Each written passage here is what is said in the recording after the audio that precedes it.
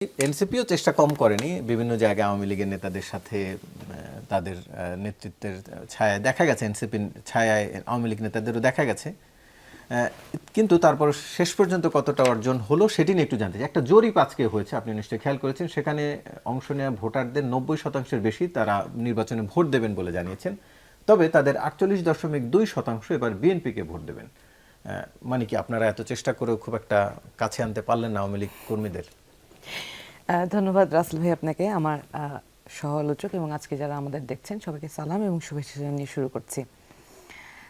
আপনি যেটা বললেন যে আওয়ামী লীগকে আমরা সাথে ভিড়ানোর চেষ্টা করেছি, মনে হয় এটা বাস্তবতা না। কারণ আওয়ামী লীগ যদি একটা দলকে সবচেয়ে বড় শত্রু মনে করে সেটা হচ্ছে এনসিপি, কিন্তু আমরা তারপরও ধরেন কাউন্সিলরদেরকে নিয়ে বৈঠক কিংবা কুমিল্লায় বিদ্রোহী আওয়ামী লীগের নিয়ে বৈঠক, সেটি তো অনেক আলোচনা হয়েছে।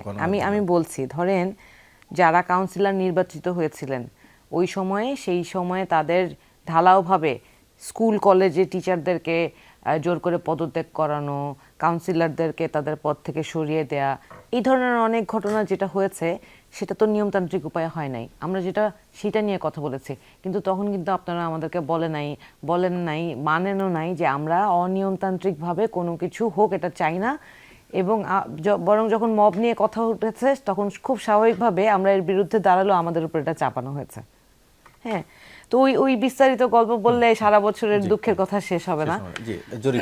যেটা জরিপ হয়েছে, বাস্তবতাটা হচ্ছে জরিপে কারা অংশগ্রহণ করে, এই জন্য এই জরিপগুলো আমি চোখ বন্ধ করে বিশ্বাস করতে কখনোই রাজি না।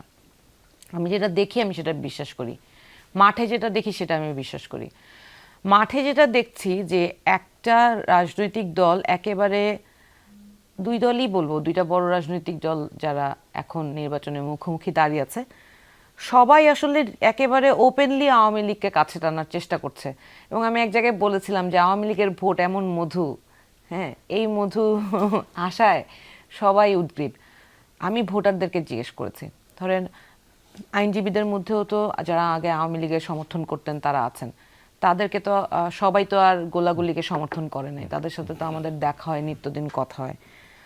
জাতীয় নাগরিক পার্টি যেটা প্রপোজ করেছিল সেটা হচ্ছে ট্রুথ অ্যান্ড রিকনসিলিয়েশন কমিশন করার জন্য। আমরা স্পষ্টভাবে বলেছি যে যারা অপরাধের সাথে সরাসরিভাবে যুক্ত, অপরাধ বলতে শুধু খুনাখুনি বলছি না, এই দীর্ঘ 17 বছরের আওয়ামী শাসনামলে যত রকম অন্যায় অপরাধ ছিল, লুটতরাজ, দুর্নীতি, গুম খুন, সব অপরাধেই কথাই আমরা উল্লেখ করেছি যে এই ধরনের কর্মকাণ্ডে সমাজকে নষ্ট করার জন্য যারা জড়িত ছিল তাদেরকে বিচারের আওতায় আনতে হবে।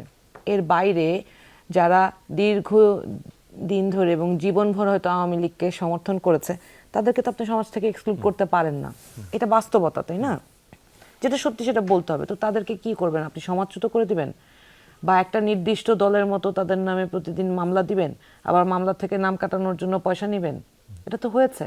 এখন আমি তাদের জিজ্ঞেস করেছি যে আপনারা কাকে সমর্থন দিবেন। এই জরিপটা আমি সঠিক মনে করছি না এই কারণে যে বেশিরভাগ আওয়ামী লীগের কাছ থেকে আমরা যেটা জানতে পেরেছি সেটা হচ্ছে তারা জামাতকে সমর্থন দিবে। কেন?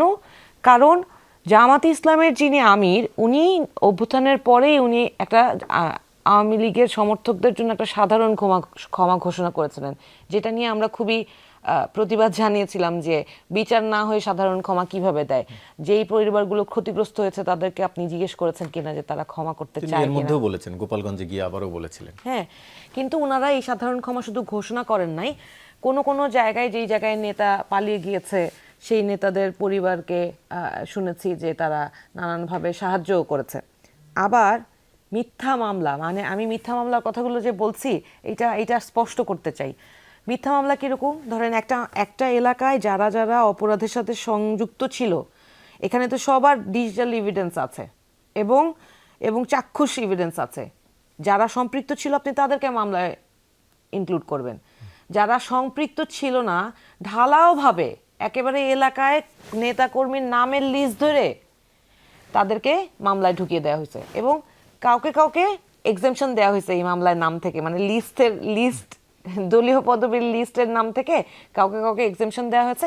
কারণ একটা বড় দলে যাদের সম্ভাবনা সবচেয়ে বেশি ছিল, আমি বলছি স্পষ্ট করে, তারা ওদের সাথে যোগাযোগ করেছে এবং বলেছে যে টাকা দাও, টাকা দিলে মামলা থেকে নাম কাটাবে। এই ব্যবসা সারা বাংলাদেশ বাংলাদেশের মানুষ সবাই জানে, এইটা সবাই জানে, আওয়ামী লীগের প্রত্যেকটা মানুষ জানে, সাধারণ সবাই জানে। এবং শুধু এইটাই না, জুলাই শহীদ পরিবার যারা ছিল তাদের দিয়ে মামলা করানোর জন্য তারা তাদেরকে বলেছে যে অমুকের অমুকের নাম দাও। আমার কাছে এরকম আমি এই মানে আমি ইভিডেন্স সহ বলতে পারবো যে শহীদ পরিবারের অনেকে আমার সাথে যোগাযোগ করেছে যে যাদের নাম দিয়েছি তারা ইনভলভ না, যারা ইনভলভ তাদের নাম দিতে চাই তাদের নাম দেয়া হয় নাই, বরং তারা এখন বুক ফুলিয়ে ঘুরে বেড়াচ্ছে। তাহলে এই যে দুঃখজনক যে ব্যাপারগুলো এগুলো হয়েছে, এইগুলো করেছে যারা, আওয়ামী লীগ তো তাদেরকে ভোট দিবে না, কারণ তারা এদের দ্বারা ক্ষতিগ্রস্ত। এখন হয়তো ভয়ে বা যে কোনো কারণে হয়তো মুখে স্বীকার করছে না, কিন্তু ভোট আসলে তারা জামাতকে দিবে, কারণ জামাত তাদেরকে মিথ্যা মামলায়ও ফাঁসায় নাই, তাদেরকে হয়রানিও করে নাই, আবার সাধারণ ক্ষমাও ঘোষণা করছে। যেই দুঃশাসন জামাতের উপর আওয়ামী 17 লীগের যে বছর নির্যাতন বা যেটি জামাতের পক্ষ থেকে দাবি করা হয়, সেই নির্যাতনের কোন জামাত ক্ষমতায় গেলে কি তার কোনো এই কথাটাই আমি বলছি, হিংসা তারা- যেই 17 বছর বিএনপি এবং জামাতের নামে আওয়ামী লীগ এরকম ঢালাওভাবে মিথ্যা মামলা, গুম খুন, হত্যা করেছে, এই 1.5 বছরে সেই গোষ্ঠীর সাথে জামাত খারাপ ব্যবহার করে নাই। আমরা বরং ক্ষমতায় গেলেও সেটি করবে না বলে তাদেরকে আসলে টলারেট করতে পারি নাই, কারণ আমাদের এতগুলো ভাই এইভাবে নির্বিচারে হত্যা করা হয়েছে। বিএনপিও অনেকে টলারেট করতে পারার কথা না, কিন্তু জামাত যেই আচরণটা করেছে সেইটা খুবই সারপ্রাইজিং ফর মি। আমি জানি না এটা কিভাবে পারে তারা, আমার কাছে খুবই অদ্ভুত লাগছে। এটা আদৌ তারা কন্টিনিউ করতে পারবে কিনা, সেইটা আপনার যে প্রশ্ন সেই প্রশ্ন আমারও। জি।